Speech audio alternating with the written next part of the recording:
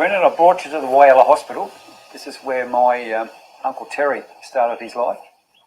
Born here to a young girl, and he was picked up, I believe, from the story I've been told, and flown to Sydney and to Father Vin's family over there to be, I guess, unofficially adopted.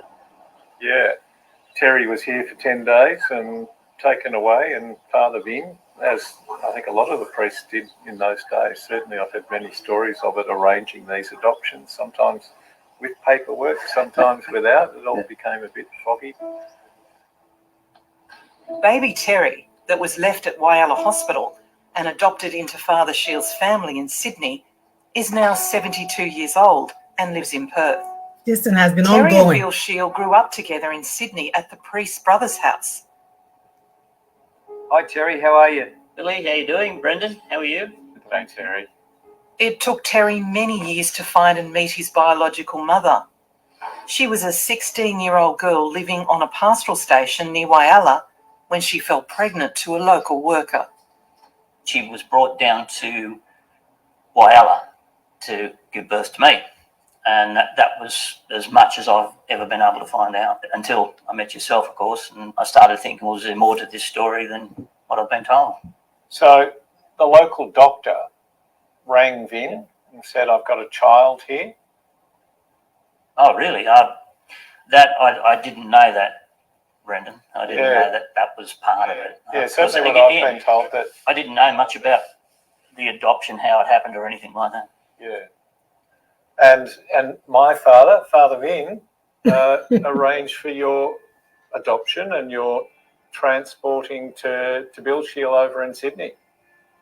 And it was a big family already, Terry, wasn't it? It was. I tried to understand why he would have got his brother to adopt me when they'd already had 9 kids of their own, and Mum and Dad weren't well. They'd been, Mum particularly, she'd been ill for quite some time prior to that. Dad had a lot of heart problems later in life. When I say later, he was only 66 when he passed away. But he had a heart attack prior, about a week before, and he was still recovering from that. And I was sitting down reading the Sunday paper, and he just put the paper down, and he just said to me, he said, Terry, he said, just remember you're my son and you always will be. Father Shiel swore his entire family to secrecy, so Terry only found out he was adopted in his 30s when he applied for his birth certificate. He was living up the Blue Mountains at the time. I went up there and I said to him, I said, I found out I've adopted. I said, can you help me out? I'm trying to track down my birth mother. And he sort of shook his head and said, oh, look, he said, it's so long ago. He said, they're probably all dead anyway. That was his answer. But Terry's biological mother wasn't dead. Father Shiel had told a lie. Yeah, I think it's something that should have been brought out in the open a long, long time ago, and why they just keep covering things up and not admitting to what went on, I don't know. I mean, what are they afraid of? Because everybody has a right to know where they come from, I think, and what their background is.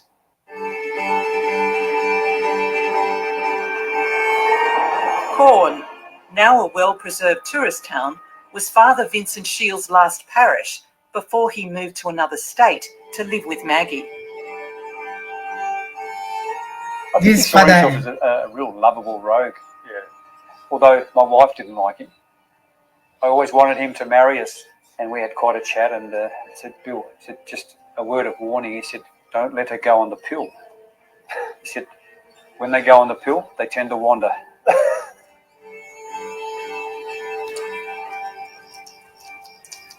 Bill, you knew Father Vin. It seems from Brendan's story, he had a huge sense of entitlement as a priest, that he could tell people what to do, he could control people. An abuse of power. And he was certainly controlling of me in several ways, and I resented it. At the end of the day, is that, taken to the extreme extension of the authority they had, it's a spiritual abuse. The priests are the hands and feet of God on earth. It's very hard to say no to a priest, and particularly for somebody like Vin. He was in the second largest diocese on planet Earth, apparently.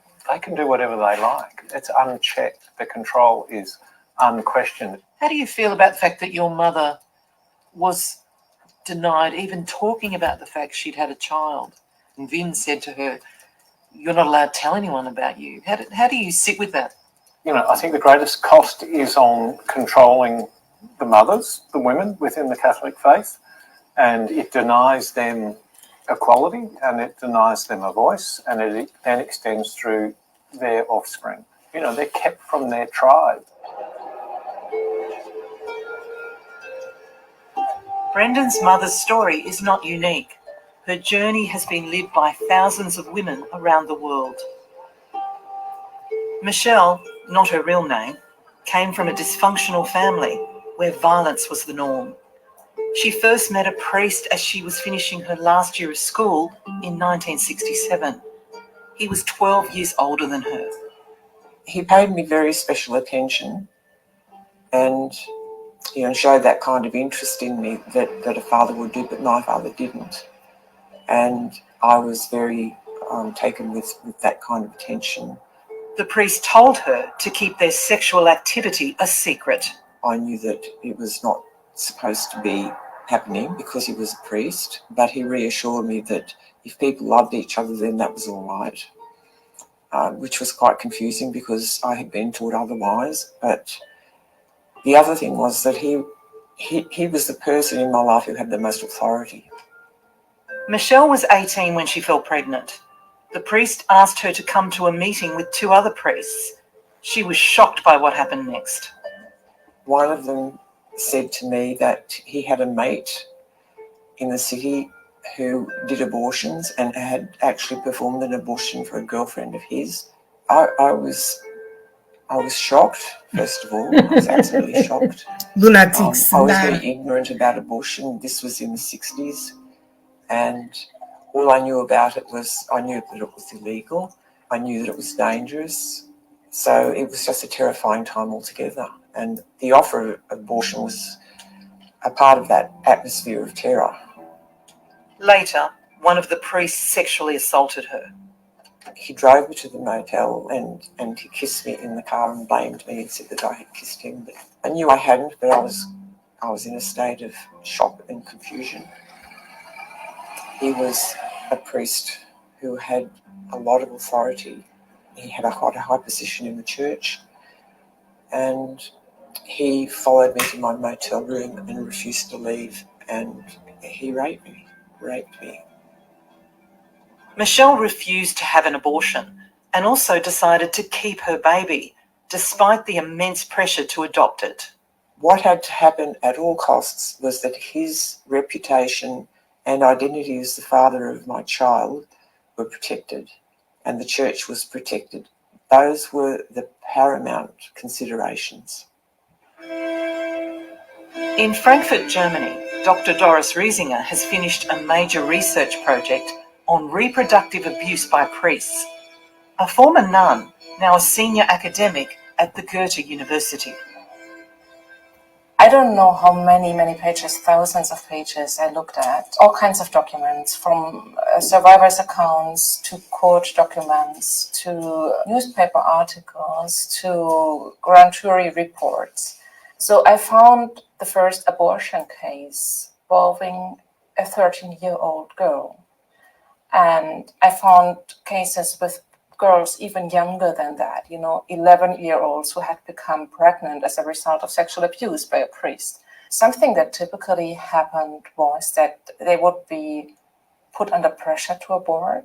And I was amazed at how many victims did not want to abort, actually. They did not want to give in to this pressure. They wanted. All right. So we'll just add the commentaries after this, and then we'll continue with the rest of the video. You can see that these so-called priests, they are reckless. Not only are they reckless with other people's lives, they are reckless with their private parts.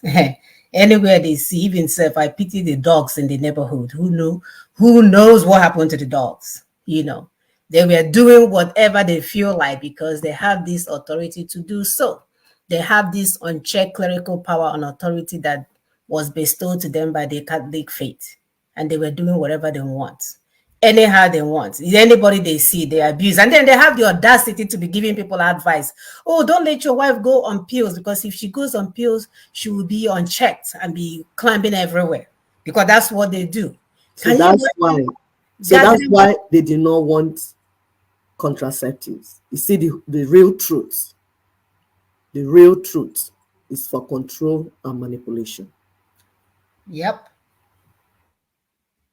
They are everywhere, so reckless, not caring about the impact on the human health, on their reproductive health, on their mental health. None of that was their concern. Their concern is to exert their power and authority over these, vulnerable people that are around them looking for God.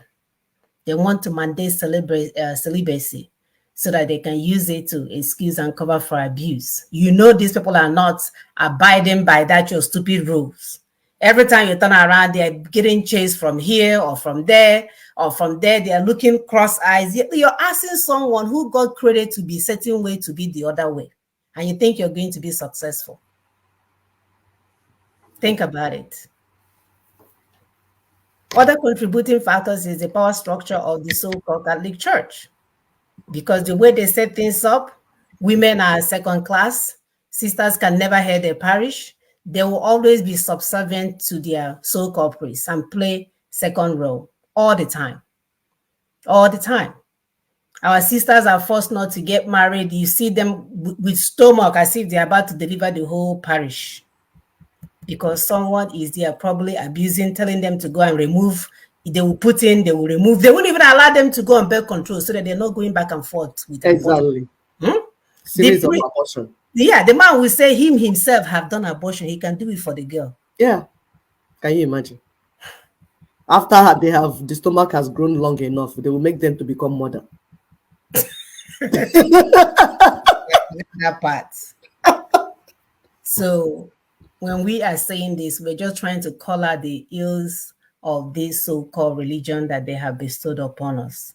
How it has destroyed us as people, how it has destroyed us as communities. Because when you're telling people that are in a certain group of faith about things, I don't know, or the daily, what is that thing that they eat every day in their churches? Yeah, the Holy Communion. That is unholy. The unholy communion. After you abuse everybody, you give them unholy communion. Is the power of indoctrination. How can they take off the rights of women? These women do not have rights. Even the natural right of keeping a child fathered by a priest. The system says no. The system says no. Yet, people, because of power of indoctrination, are protecting this system. With it, and they are still in line with what nonsense they are teaching them.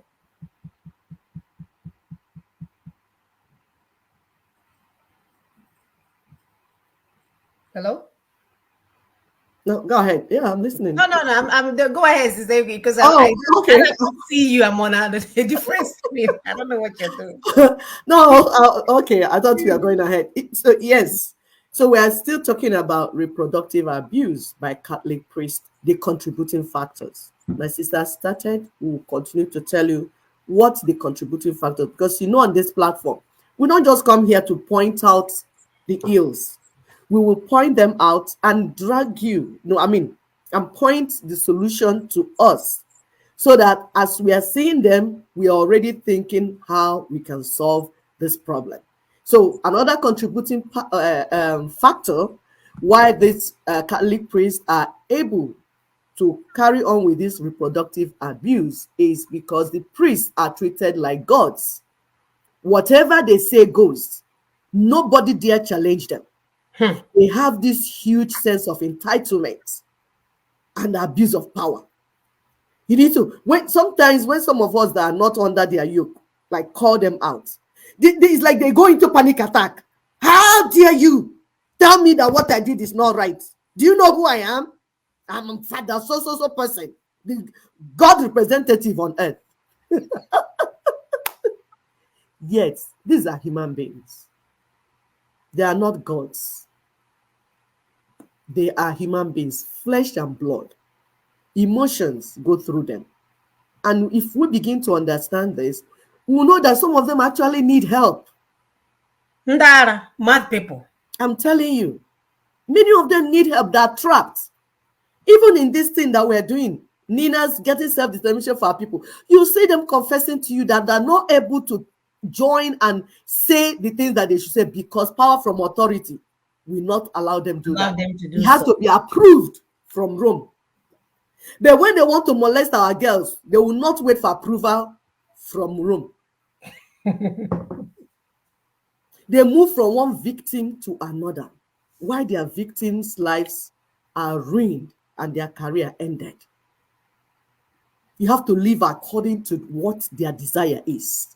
If they get you pregnant, that's good. They will take you to nuns, nunnery, under the ground. You go and give birth. After giving birth, they take your child and give to motherless home, and they will adopt them. Then they will take you to another station where you'll be a nun or whatever.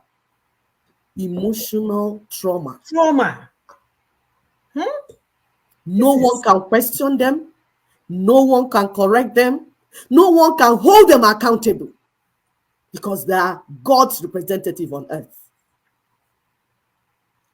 If these people are so used to enslaving our people and taking away their voices and their freedom, how do you think a cult like this will support the Nina's project, which is a people's movement towards freedom and self-determination?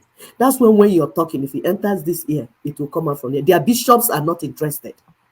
Ninas have gone to meet them in their so-called bishop meetings.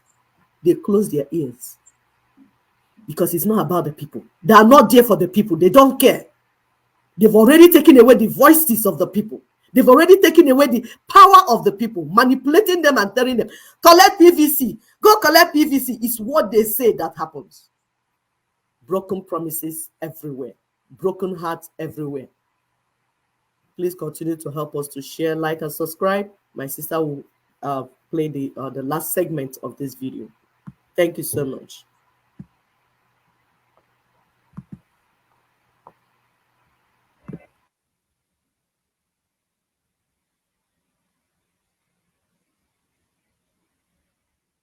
I was amazed at how many victims did not want to abort. Actually, they did not want to give in to this pressure. They wanted the baby.